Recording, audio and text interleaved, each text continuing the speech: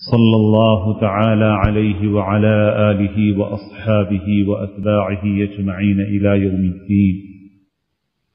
أما بعد فأعوذ بالله من الشيطان الرجيم. بسم الله الرحمن الرحيم.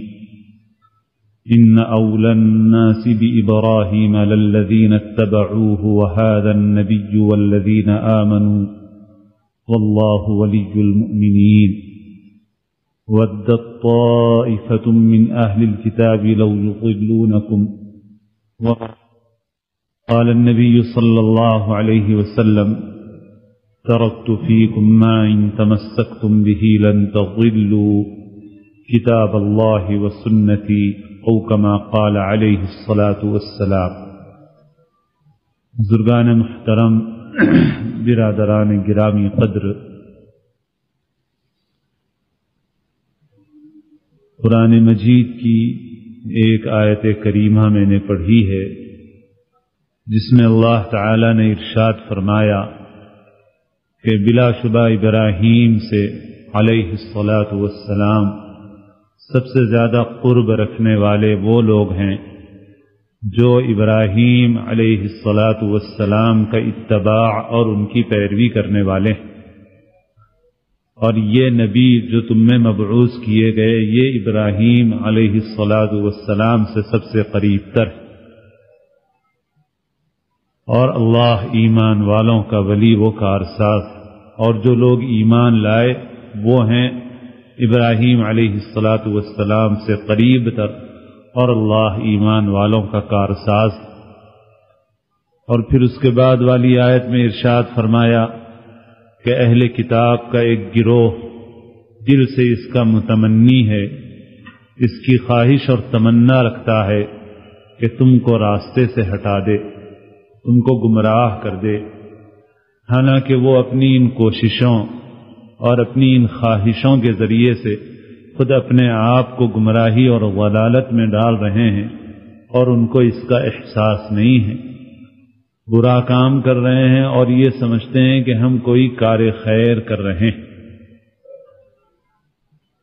یہ آیت اس میں حضرت ابراہیم سے قریب تر ہونے کا تذکرہ ہے کہ حضرت ابراہیم علیہ الصلاۃ والسلام سے قریب تر وہ ہیں جو حضرت ابراہیم علیہ الصلاۃ والسلام کا اتباع اور ان کی پیروی کرنے والے ہیں.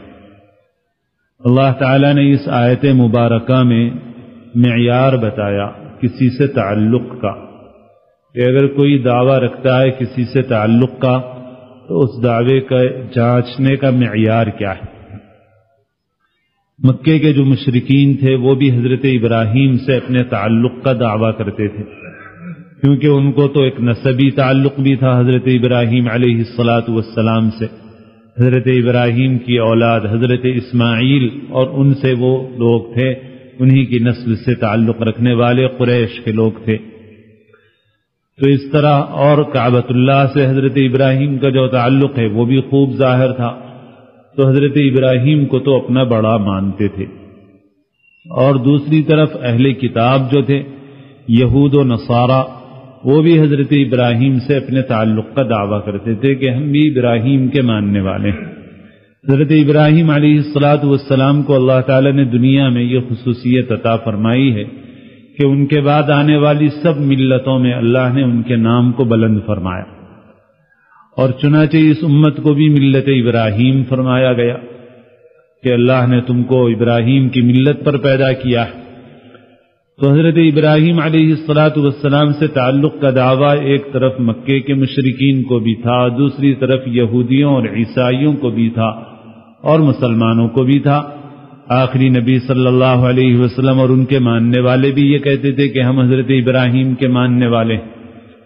تو اب اگر سب دعویٰ کریں کہ ہم حضرت ابراہیم کو مانتے ہیں تو سب کے دعوے کا آخر معیار کیا ہوگا پرکھنے کا؟ کیسے دیکھا جائے گا کہ کون حضرت ابراہیم علیہ الصلاۃ والسلام کو ماننے والا ہے؟ تو اللہ تعالیٰ نے اپنے اس کلام پاک میں ارشاد فرمایا کہ ابراہیم علیہ الصلاۃ والسلام کو ماننے والا وہ ہے جو حضرت ابراہیم علیہ الصلاۃ والسلام کی ماننے والا ہے، جو ان کی ماننے والا اور ان کا اتباع اور ان کی پیروی کرنے والا ہے، وہ در حقیقت ان کو ماننے والا ہے. اور باقی جو دعویٰ کرتا ہے لیکن ان کی نہیں مانتا تو وہ حقیقت میں ان کو نہیں مانتا، ان سے قریب تر نہیں ہے۔ ظاہر ہے کہ یہی معیار ہے کہ ان کو ماننا حقیقت میں یہ ہے کہ ان کی بات مانی جائے، ان کی پیروی کی جائے، ان کے بتائے ہوئے طریقے پر چلا جائے۔ برادران گرامی قدر، اللہ تعالی نے اپنے کلام پاک میں ارشاد فرمایا ہے کہ اس پروردگار کی ذات بہت ہی بابرکت ہے جس کے قبضے میں سارے اختیارات ہیں، اور وہ ہر چیز پر قدرت رکھنے والی ذات ہے، جس نے موت اور حیات کو اس لیے پیدا کیا تاکہ تم کو آزمائے کہ تم میں سے کون اپنے عمل کے اعتبار سے اچھا اور عمدہ ہے، اور وہ بڑا زبردست ہے اور بخشنے والا بھی ہے۔ اللہ تعالی نے موت و حیات کو اس لیے پیدا فرمایا تاکہ تمہارا امتحان لے اس میں کہ تم میں سے کون اچھا عمل کرنے والا ہے۔ علماء نے اس آیت اور اس جیسی دوسری نصوص کی روشنی میں یہ بیان فرمایا ہے کہ اللہ تعالی کے نزدیک انسان کے عمل کی کثرت نہیں دیکھی جائے گی بلکہ عمل کا حسن اور اس کی خوبی دیکھی جائے گی۔ گویا ہمارے الفاظ میں وہاں مقدار سے زیادہ معیار کو دیکھا جائے گا، کوانٹٹی سے زیادہ کوالٹی کو دیکھا جائے گا۔ جو معیار میں اور کوالٹی میں اچھا ہے اس کی قیمت زیادہ لگے گی، یہی ماننے کا معیار ہے۔ اسی سے سمجھا جا سکتا ہے کہ کون مانتا ہے کون نہیں مانتا۔ حضرت عمر رضی اللہ تعالی عنہ کا قصہ ہے کہ ایک مرتبہ دو آدمیوں میں جھگڑا ہوا، اس میں سے ایک یہودی تھا اور ایک بظاہر مسلمان یعنی منافق تھا، اور منافق یعنی ظاہراً مسلمان تھا۔ دونوں میں کسی چیز میں جھگڑا ہو گیا۔ یہودی کو بھی آپ صلی اللہ علیہ وسلم پر پورا اعتماد تھا کہ آپ جو فیصلہ کریں گے جھگڑے میں صحیح اور منصفانہ فیصلہ کریں گے، تو دونوں نے کہا کہ چلو چلتے ہیں محمد صلی اللہ علیہ وسلم کے پاس۔ آپ صلی اللہ علیہ وسلم کی خدمت میں دونوں پہنچے، اور آپ صلی اللہ علیہ وسلم نے یہودی کو حق پر دیکھ کر یہودی کے حق میں فیصلہ فرما دیا کہ بھئی اس کو یہ حق ملنا چاہیے۔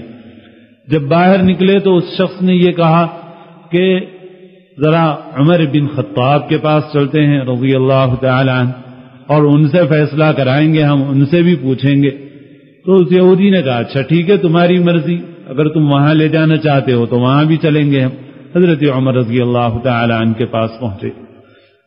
حضرت عمر تشریف لائے، اور قبل اس کے کہ یہ اپنا مقدمہ بیان کرتے، یہودی نے یہ بیان کر دیا کہ ہم لوگ پہلے آپ صلی اللہ علیہ وسلم کے پاس گئے تھے اور آپ نے ایک فیصلہ فرمایا، مگر ہمارے اس ساتھی نے کہا کہ آپ کے پاس چلیں گے تو ہم آپ کے پاس آ گئے۔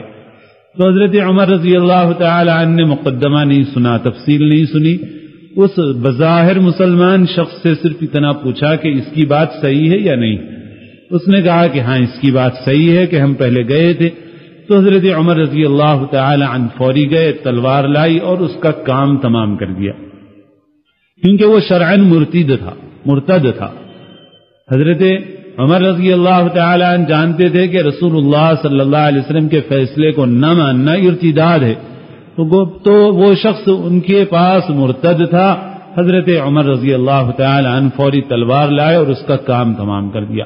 حالانکہ بظاہر کلمہ پڑھنے والا تھا، بظاہر نماز پڑھنے والا تھا، مگر جب آپ صلی اللہ علیہ وسلم کی اس نے نہیں مانی تو آپ صلی اللہ علیہ وسلم کو ماننے والا نہیں سمجھا حضرت عمر رضی اللہ تعالی عنہ، اور حضرت عمر نے اس کا قصہ تمام کر دیا، سزا دے دی اس کو اس کے ارتداد کی۔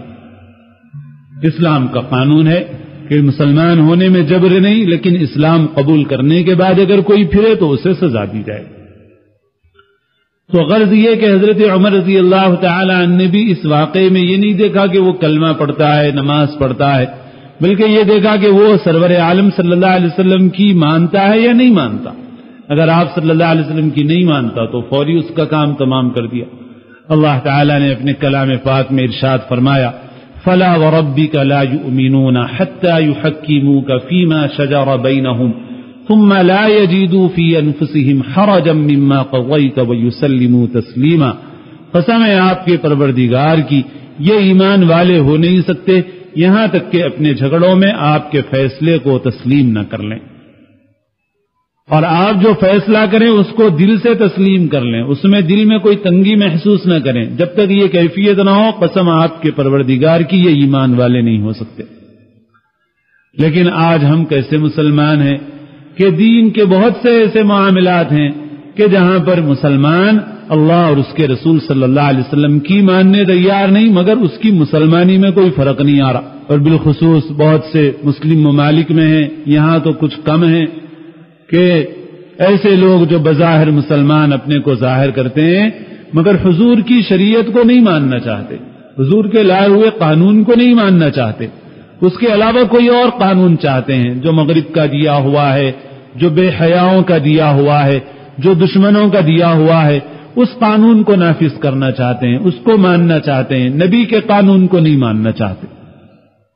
ان کا وضو تو اس طوائف پاکیزہ بی بی کے وضو کی طرح ہے کہ کوئی بزرگ جا رہے تھے، انہوں نے اس عورت کو نصیحت کی جو بے حیائی کا پیشہ کرتی تھی کہ بھئی نماز پڑھا کر، تو اس نے کہا کہ مجھے وضو نہیں ہے، پاکی نہیں ہے۔ انہوں نے کہا اچھا بھئی وضو کر لے، تو اس نے وضو کر لیا اور نماز پڑھ لی، اور پھر اس کے بعد ان بزرگ نے کہا کہ اب آئندہ ہمیشہ نماز پڑھتے رہنا۔ پھر کچھ مدت کے بعد وہاں گزر ہوا، انہوں نے اس سے پوچھا کہ نماز پڑھ رہی ہو یا نہیں، تو اس نے کہا کہ ہاں نماز پڑھ رہی ہوں۔ انہوں نے کہا کہ وضو بھی کرتی ہو یا نہیں، تو کہا کہ آپ جو وضو کرا کے گئے تھے وہ وضو ابھی تک باقی، بس وہ وضو آپ کرا کے گئے تھے، نماز پڑھ رہی ہوں اس۔ تو ہم چاہے کچھ کریں، اسلام ہمارا باقی رہے۔ سوچئے کہ اللہ کے رسول صلی اللہ علیہ وسلم کی شریعت کو جب نہیں مانتا اور آپ کے لائے ہوئے قانون کو تسلیم نہیں کرتا تو مسلمان نہیں ہو سکتا۔ اور قرآن پاک میں یہ مضمون اور جگہوں پر بھی کہ آپ صلی اللہ علیہ وسلم کے اور اللہ کے نبی کے فیصلے کو تسلیم کرنا ضروری ہے، بدون اس کے کوئی شخص مسلمان نہیں ہو سکتا۔ تو غرض یہ کہ اگر دعویٰ ہو کسی سے تعلق کا تو اس دعوے کی جانچ اور پرکھ یہ ہے کہ آدمی کو یہ دیکھا جائے کہ وہ ان کی بھی بات مانتا ہے یا نہیں مانتا۔ اگر ان کی مانتا ہے تو بے شک ان کو مانتا ہے، اور اگر ان کی نہیں مانتا تو پھر ان کو ماننے والا نہیں۔ آپ صلی اللہ علیہ وسلم سے ہمارے تعلق کا تقاضا یہ ہے کہ آپ صلی اللہ علیہ وسلم کے لائے ہوئے طریقے کی پیروی کریں۔ آپ نے جو طریقہ ہم کو دیا اس طریقے کی پیروی کریں، آپ کی سنتوں کی پابندی، آپ صلی اللہ علیہ وسلم کے طریقے کی پابندی، آپ صلی اللہ علیہ وسلم نے جو سکھایا اس کی پابندی۔ ایک مرتبہ ایک صحابی کو آپ صلی اللہ علیہ وسلم دعا تعلیم فرما رہے تھے، آپ صلی اللہ علیہ وسلم نے فرمایا کہ یہ کلمات کہو، آمنت بکتابک الذی انزلت، میں ایمان لایا آپ کی اس کتاب پر جو آپ نے نازل کی ہے اے مولا، اور وبنبیک الذی ارسلت، اور آپ کے نبی پر ایمان لایا جس کو آپ نے بھیجا۔ تو ان صحابی نے دوہرا کر یہ کلمات کہے وبنبیک کے بجائے آمنت بکتابک الذی انزلت وبرسولک الذی ارسلت۔ تو آپ صلی اللہ علیہ وسلم نے فرمایا کہ میں تم سے کہہ رہا ہوں کہ وبنبیک الذی انزلت، اور تم وبنبیک الذی ارسلت، اور تم کہہ رہے ہو وبرسولک الذی ارسلت، میں جو کہہ رہا ہوں وہ کہو تم۔ حالانکہ رسول کا لفظ کوئی غلط لفظ نہیں تھا، لیکن آپ صلی اللہ علیہ وسلم نے ان کو تنبیہ فرمائی کہ تمہارا کام اپنی تجویز کو ختم کرنا ہے، اپنی طرف سے تجویز مت کرو، یہ ہونا ہے یہ ہونا ہے، ہم جو کہیں وہ کرو بس۔ ہم اگر یہ بتائیں کہ یہ پڑھو تو یہ پڑھو بس، ہم نے جو کہہ دیا وہ کرنا چاہیے۔ تفویض اور سپردگی کا معاملہ ہے، یہاں تجویز کا معاملہ نہیں ہے کہ تم اپنی طرف سے تجویز کرو اور اضافہ کرو کوئی، اور ترمیم و تبدیلی کرو۔ تو آپ صلی اللہ علیہ وسلم کے طریقے سے ایسا شغف اور اس سے ایسا تعلق ہونا چاہیے، یہی آپ صلی اللہ علیہ وسلم سے تعلق کی سچی دلیل۔ اسی وجہ سے آپ صلی اللہ علیہ وسلم نے فرمایا من احب سنتی فقد احبنی ومن احبنی کان معی فی الجنہ، کہ جو میرے طریقے سے محبت رکھے وہ یقیناً مجھ سے محبت رکھنے والا ہے، اور جو مجھ سے محبت رکھنے والا ہے وہ میرے ساتھ جنت میں ہوگا۔ آپ کے طریقے سے محبت ہونی چاہیے، آپ کے طریقے کو زندگی میں لانا چاہیے۔ مسلمان کو اسی کو سامنے رکھ کر چلنا ہے، اور یہی حفاظت کا ذریعہ ہے۔ اور جو اگلی آیت میں ارشاد فرمایا کہ اہل کتاب تو یہ چاہتے ہیں کہ تم کو گمراہ کر دیں، اور وہ گمراہ کرنے کی کوششیں کر رہے ہیں، ان کی گمراہ کرنے کی کوششوں سے بچنے اور حفاظت کا ذریعہ یہی ہے کہ سنت نبویہ علیہ الصلاۃ والسلام کو اختیار کرے، آپ صلی اللہ علیہ وسلم کے طریقے کو اختیار کرے، اسی کو اپنا مقصود بنائے اور اسی کو اختیار کرے۔ آپ صلی اللہ علیہ وسلم نے ارشاد فرمایا، ترکت فیکم ما ان تمسکتم بہ لن تضلوا کتاب اللہ و سنتی، کہ میں نے تمہارے درمیان وہ چیز چھوڑی ہے کہ اگر تم اس کو مضبوطی سے پکڑے رہو گے تو ہرگز گمراہ نہیں ہوگے، اللہ کی کتاب اور میری سنت اور میرا طریقہ۔ لہذا آپ صلی اللہ علیہ وسلم کے طریقے کو اختیار کرنا، آپ کی سنتوں کو اختیار کرنا، اور جب سنتیں زندہ نہیں ہوں گی تو اس کے نتیجے میں خرافات، بدعات، رسومات وہ زندگی کے اندر زندہ ہو جائیں گی، اور لوگوں کو سنت طریقے تو معلوم نہیں ہوں گے لیکن غلط طریقے معلوم ہوں گے، جیسے آج ہمارے معاشرے کی صورتحال۔ اور ایسے ہی میرے دوستو، جو آپ صلی اللہ علیہ وسلم کی امت میں اللہ کے برگزیدہ بندے گزرے ہیں، اولیاء اللہ اور صالحین، ان کے ساتھ بھی تعلق کی صحیح علامت اور صحیح دلیل یہ ہے کہ ان کے لائے ہوئے طریقے کی پیروی کی جائے، ان کے بتائے ہوئے راستے کے اوپر چلا جائے۔ اگر ان کے بتائے ہوئے راستے پر چلا جا رہا ہے تو بے شک ان سے تعلق اور ان سے صحیح معنوں میں تعلق کی دلیل، اور اگر وہ نہیں ہے تو پھر ان سے تعلق کی بات محض ایک دعویٰ ہے۔ نماز کی جو اہمیت ہے اس کو سبھی جانتے ہیں۔ ہمارے ائمہ اعلام میں حضرت امام احمد بن حنبل رحمۃ اللہ علیہ ایک بہت بڑے عالم اور اس امت کے نہایت برگزیدہ لوگوں میں، اور حق کے راستے میں غیر معمولی تکلیفیں اور مشقتیں انہوں نے برداشت کی۔ بادشاہ وقت نے ان کو سزا دی، جیل میں قید کیا، کوڑے مارے، لیکن حق کے اوپر جمے ہوئے رہے۔ بہت ہی صاحب عظیمت بزرگ اس امت کے، اور ان کے بھی مسلک کے ماننے والے ہیں اور ان کی بھی فقہ پر چلنے والے لوگ ہیں۔ سعودیہ عربیہ میں جو علماء ہیں وہ زیادہ تر حضرت امام احمد بن حنبل رحمۃ اللہ علیہ کے پیروکار ہیں۔ چنانچہ خود سعودی حکومت نے اپنے سرکاری اعلامیے میں اپنے مسلک کا یہی اعلان کیا کہ ہم حنبلی المسلک ہیں، حضرت امام احمد بن حنبل کے مسلک پر عمل کرنے والے ہیں۔ چونکہ وہاں کے علماء بھی زیادہ تر حنبلی المسلک ہیں یا اسی مزاج سے قریب تر ہیں، اگر وہ اس مسلک کے پورے پابند نہ ہو تب بھی غلبہ ان پر حضرت امام احمد بن حنبل رحمۃ اللہ علیہ کے مسلک کا ہے۔ اسی وجہ سے وہاں کے علماء کا فتویٰ، اگر کوئی وہاں کے علماء سے یہ پوچھے کہ ایک شخص نے جانتے بوجھتے نماز چھوڑ دی بغیر کسی عذر کے، کیا حکم ہے؟ تو وہ کہتے ہیں کہ وہ شخص کافر ہو گیا، اب اس کو نئے سرے سے مسلمان ہونا ہے، اس کو نئے سرے سے نکاح کرنا ہے، اس لیے کہ ایک مرتبہ نماز کو چھوڑنا حضرت امام احمد بن حنبل رحمۃ اللہ علیہ کے پاس کفر ہے۔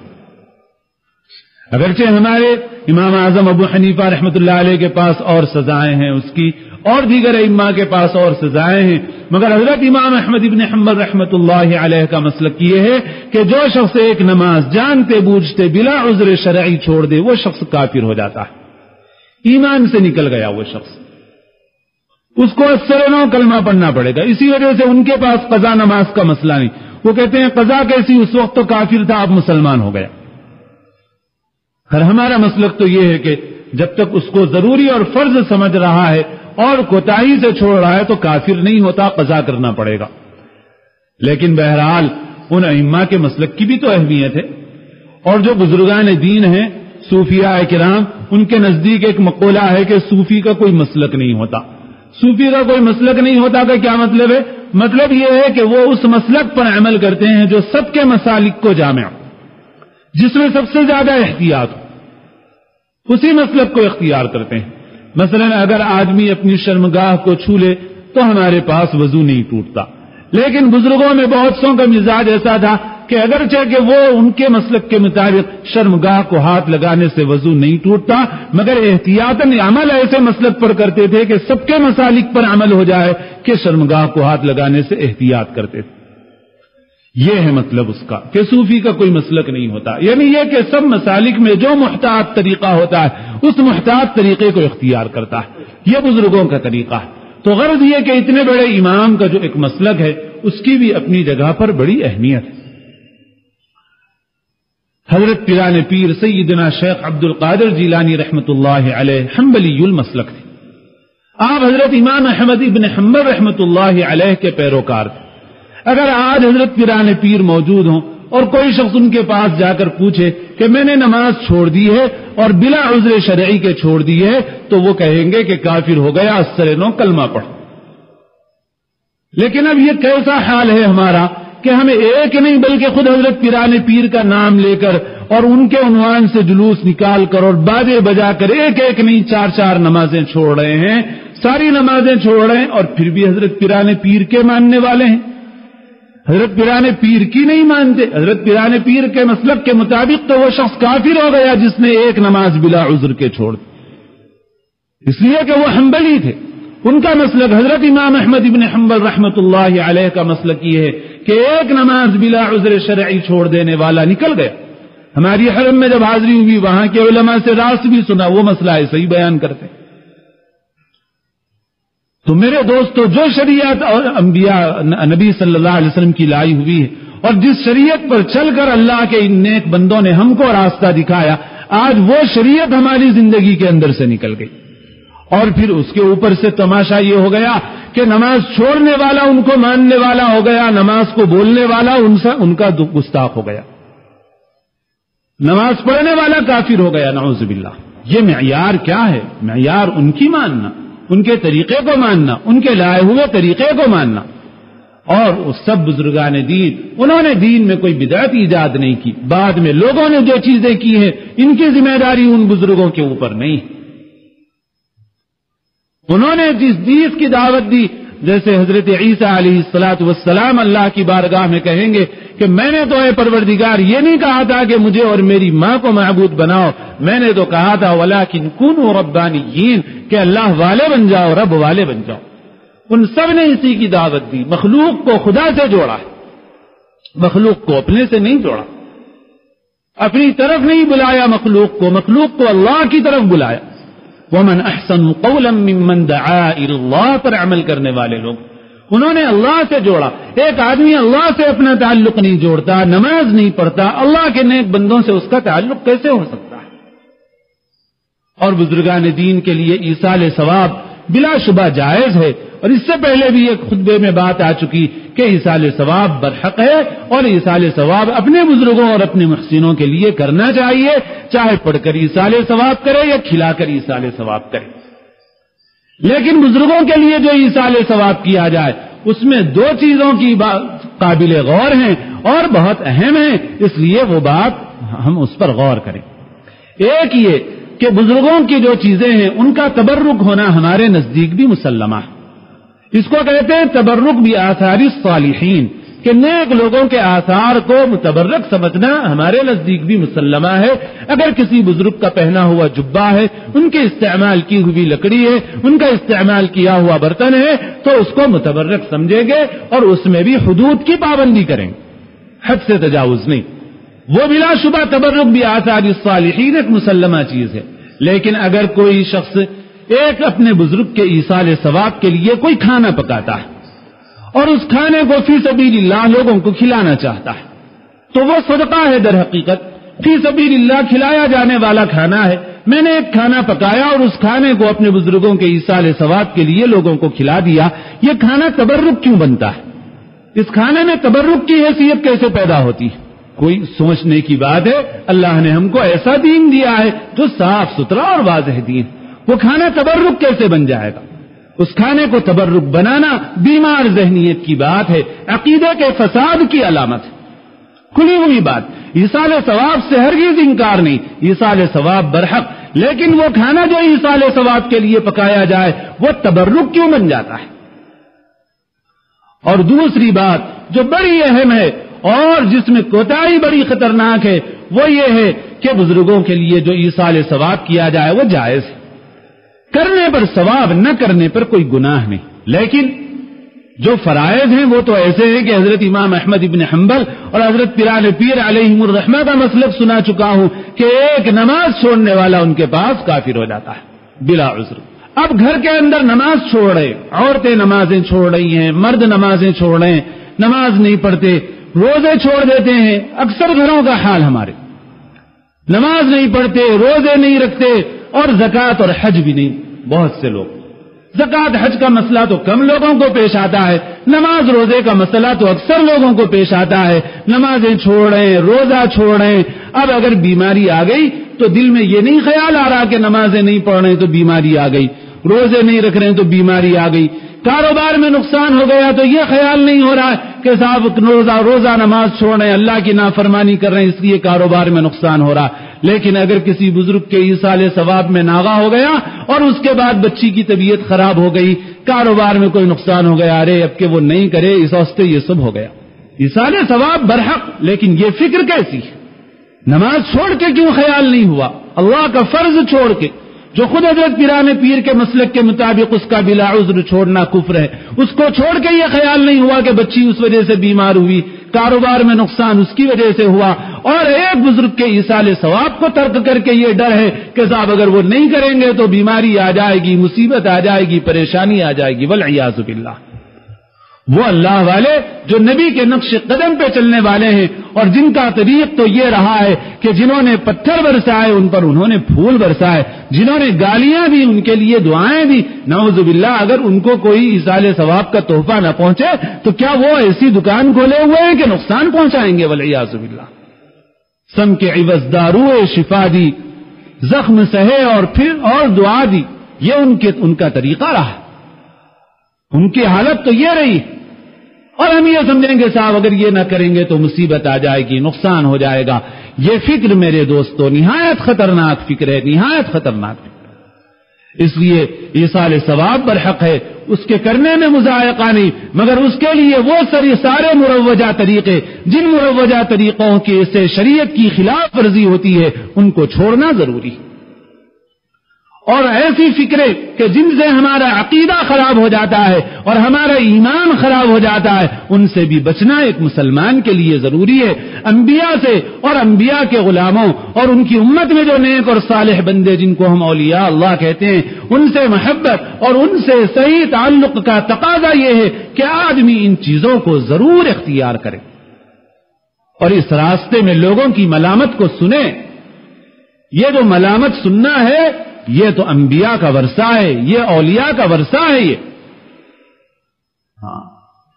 سارے نبیوں نے سنا اور سارے اللہ والوں نے سنا، اور ان کی صفت ہی اللہ نے بیان فرمائی کہ اگر تم دین پہ عمل نہیں کرو گے ہم ایسوں کو کھڑا کریں گے کہ وہ اللہ کے راستے میں جہاد کریں گے، ولا یخافون فی اللہ لومۃ لائم، اور کسی ملامت کرنے والے کی ملامت سے نہیں ڈریں گے۔ تو میرے دوستو اصل چیز پیروی ہے، اللہ والوں کی پیروی کی جائے، اللہ کے نیک بندوں کے طریقے کو اختیار کیا جائے، انبیاء اولیاء اور صلحاء کے طریقے کو اختیار کیا جائے، یہی ان سے تعلق کا صحیح تقاضا ہے اور تعلق کی صحیح علامت ہے۔ اللہ تعالیٰ اپنے فضل و کرم سے ہم کو اپنے نیک بندوں میں شامل فرمائے اور ان کے ساتھ ہم کو محشور فرمائے۔ ربنا توفنا مسلمین والحقنا بالصالحین غیر خزایا ولا نداما ولا مفتونین۔ اللہ تعالی ہم سب کو عمل کی توفیق نصیب فرمائے۔ سنتیں ادا فرمائیے، اس کے بعد کچھ ضروری اعلانات۔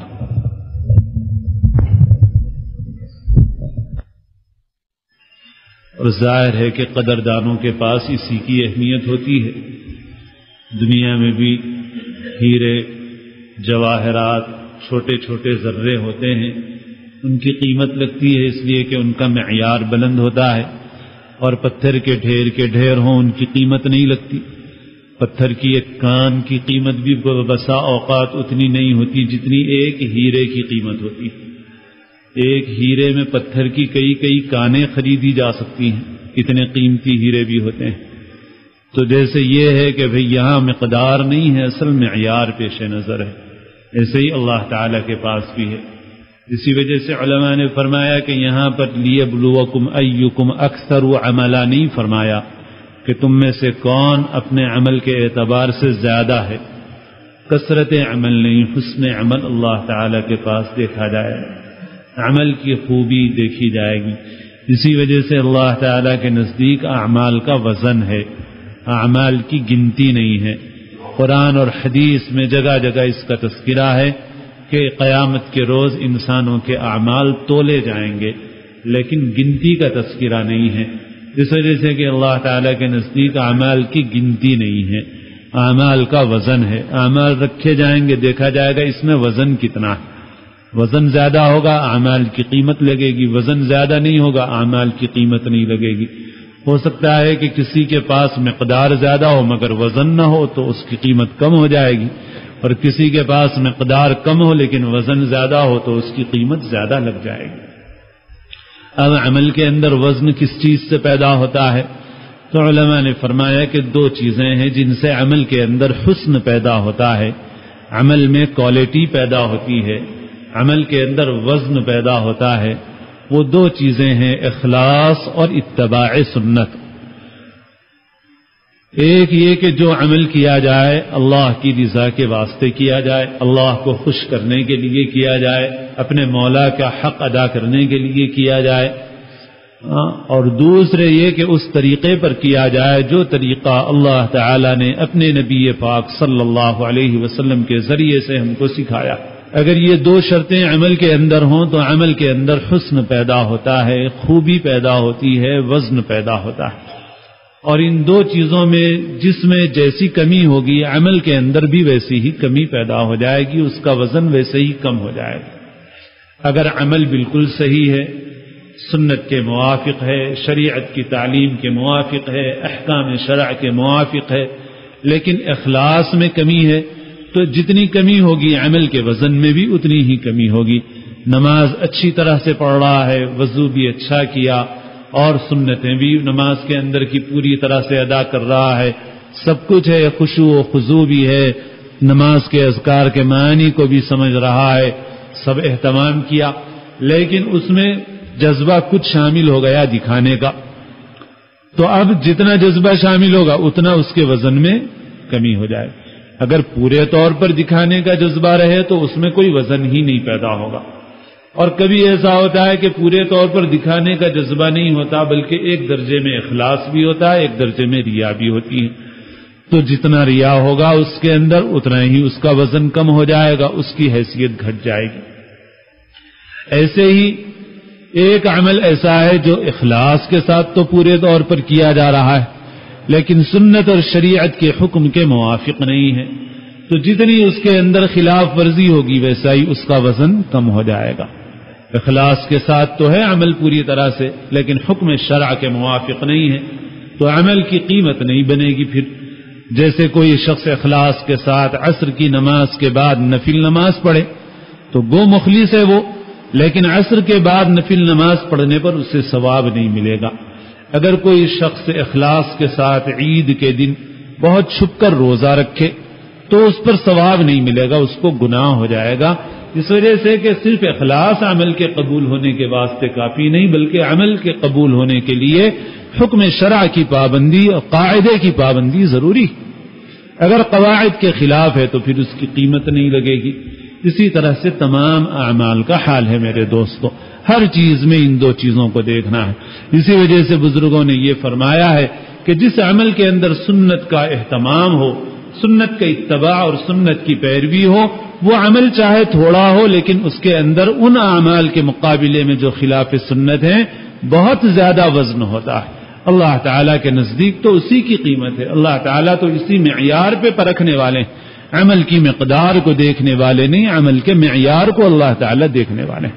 لہذا اپنے تمام اعمال کو اس کسوٹی پر دیکھنا چاہیے کہ اخلاص پورا ہو اور شریعت کے حکم کی پیروی ہو اور خلاف ورزی نہ ہو، خواہشات نفس کی پیروی نہ ہو۔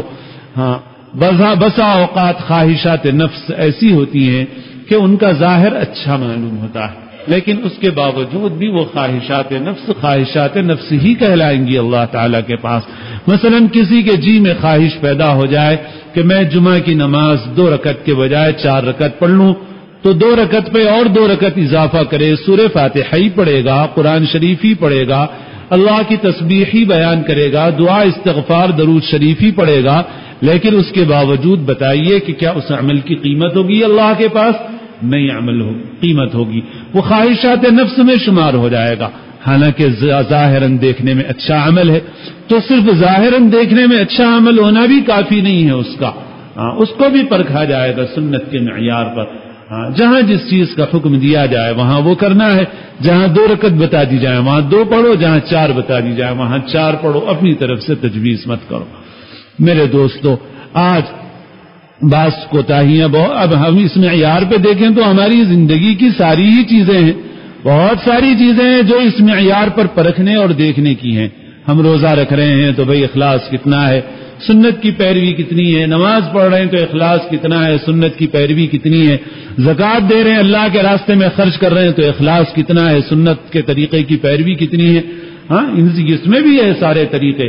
آج مالدار اس طریقے کو بھولے ہوئے ہیں, آج سمجھتے ہیں کہ غریب کی ذمہ داری ہے کہ ہمارے دروازے پر آئے, اور یہ بھول گئے کہ ہماری ذمہ داری ہے کہ ہم اس تک جائیں.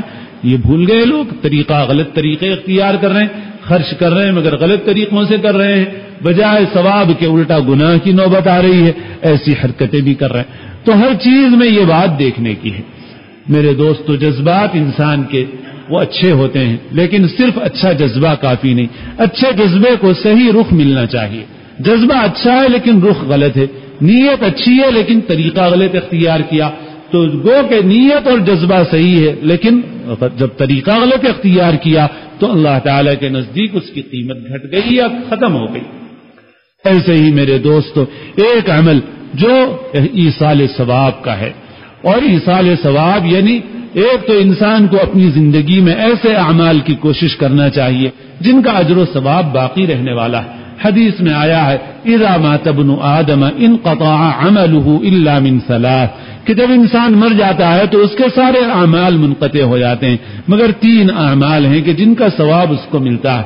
صدقۃ جاریہ, ایک یہ کہ کوئی ایسا کام کرے جو صدقہ جاریہ ہو, جس کا نفع عام ہو, جس کا نفع جاری ہو, اللہ تعالیٰ اس کا اجر و ثواب اس کو عطا فرماتے ہیں.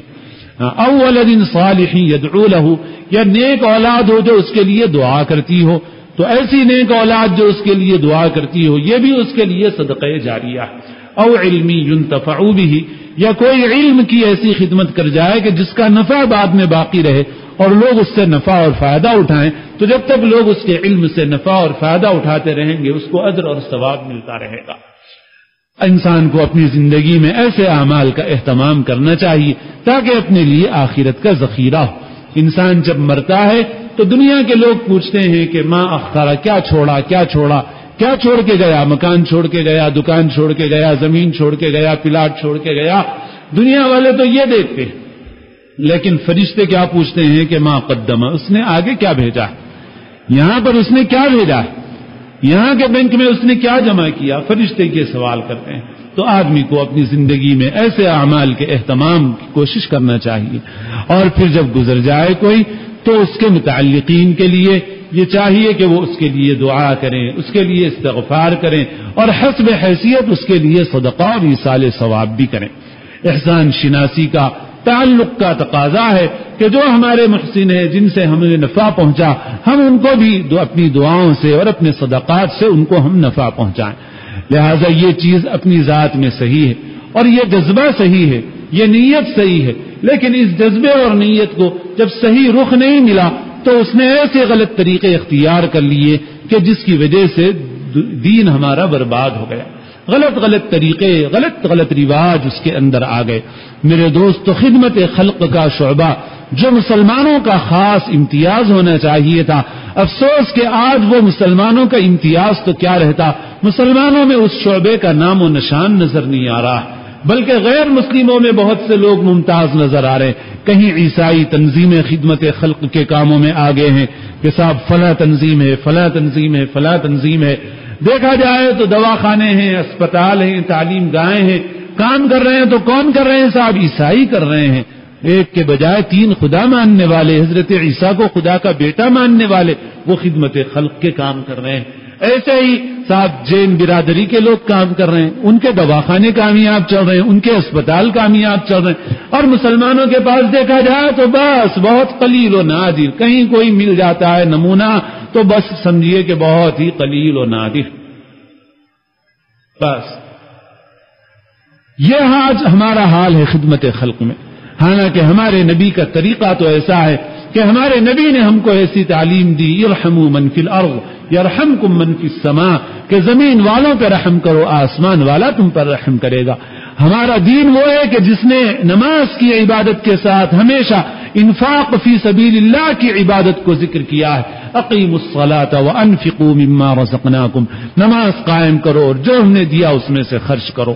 اقیموا الصلاۃ وآتوا الزکاۃ، بس ہر جگہ نماز کے قائم کرنے کے ساتھ زکوٰۃ کا ذکر ہے، انفاق فی سبیل اللہ کا ذکر ہے، مگر اس کے باوجود آج خدمت خلق کے میدان میں ہمارا شمار بھی نہیں ہو رہا ہے، غیروں کا شمار ہو رہا ہے.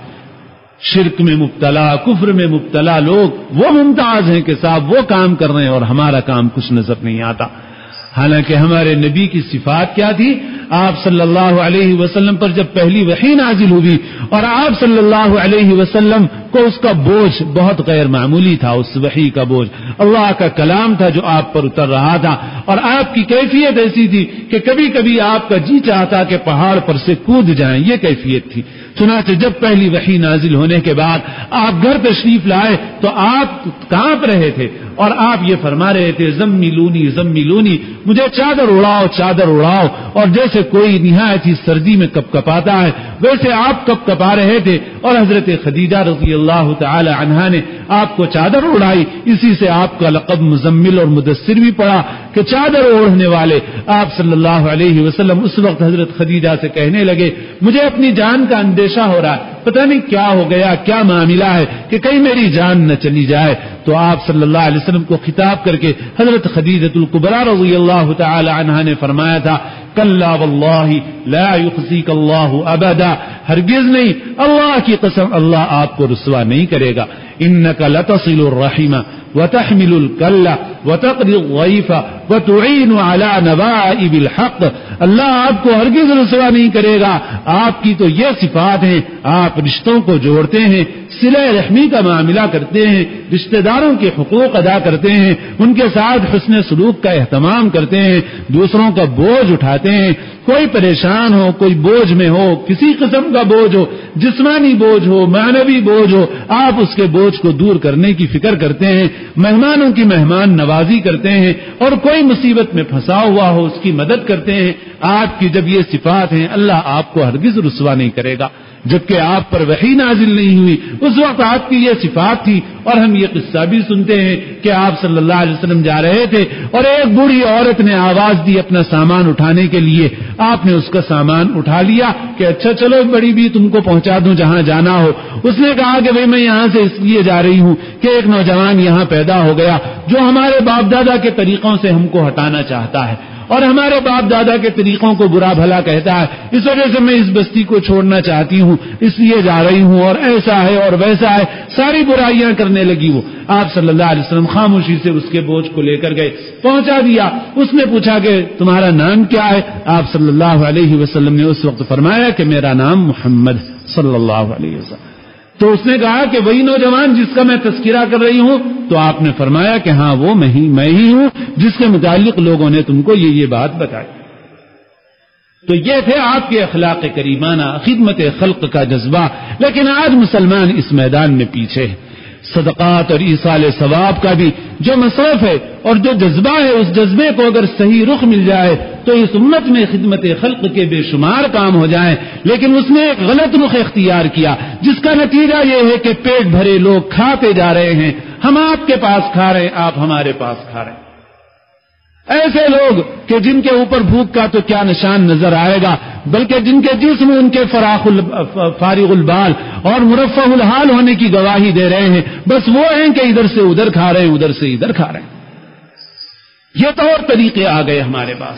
جو کام صدقے کا تھا وہ ایسا ہو گیا. ارے بھائی ایصال ثواب مقصود ہے، ایصال ثواب کے مخصوص طریقے نہیں ہیں. جو جہاں ضرورت زیادہ ہے وہاں ثواب زیادہ ہے. نفع غریبوں کو پہنچے، نفع فقراء کو پہنچے، نفع مساکین کو پہنچے. اور ہر نفع کھلانے سے ہی نہیں ہوتا. آج تو کھانے کی فراوانی ہو گئی ہے، آج اور مسائل ہو گئے ہیں. اس سے پہلے بھی ایک بار عرض کیا کہ عبرت بھی حاصل کرنا ہو اور خدمت بھی کرنا ہو تو کارپوریٹ ہاسپٹلس مت جائیے، وہاں عبرت نہیں حاصل ہوتی. وہاں تو مرتے وقت بھی آدمی کو غفلت کے سامان ملا کرتے ہیں. وہاں تو اللہ کی نافرمانی کے اسباب ملا کرتے ہیں. وہاں خدا کیا یاد آئے گا؟ وہاں تو دنیا یاد آتی ہے اور خدا سے آدمی غافل ہوتا ہے. وہاں عیش اور شان کے ایسے نمونے ہیں اگر عبرت حاصل کرنا ہو اور مخلوق کی قسم پرسی کو دیکھنا ہو اور ان کی حالت زار کو دیکھنا ہو اور ان کی خدمت کرنا ہو تو سرکاری اسپتالوں کا رخ کرو کہ جہاں پر ہم لوگ 1 گھنٹے کا وقت نہیں گزار سکتے، 1 گھنٹہ کیا چند منٹ گزارنا ہمارے لیے مشکل ہو جائے گا۔ وہاں ایسے ایسے مریض ہیں، ان کو کھانے کے لیے نہیں، ان کو دوا کے لیے نہیں، ان کو چادر برابر نہیں، ان کو کپڑے برابر نہیں۔ جا کے 1 چکر کبھی اس کے وارڈ کا لگا کر تو دیکھو کہ کیسے کیسے لوگ پڑے ہوئے ہیں۔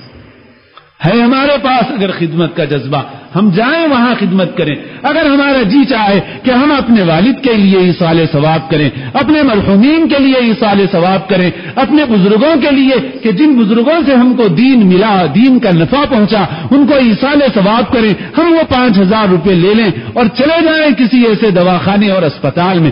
جو لوگ مانگنے یہاں آ جاتے ہیں یہ تو ہم لوگوں کی ذمہ داری چھوڑنے کا نتیجہ ہے، اور جو آتے ہیں تجربہ یہ ہے کہ اس میں سے 90% سے زیادہ لوگ پیشہ ور ہیں، عادی ہو گئے ہیں، عادت بگڑ گئی ہے، اور ان کے نتیجے میں 2-4 صحیح آدمی بھی آئے تو ان کی مدد ہم سے ہو نہیں پاتی، کیونکہ ہم نے ہمارا کام چھوڑ دیا۔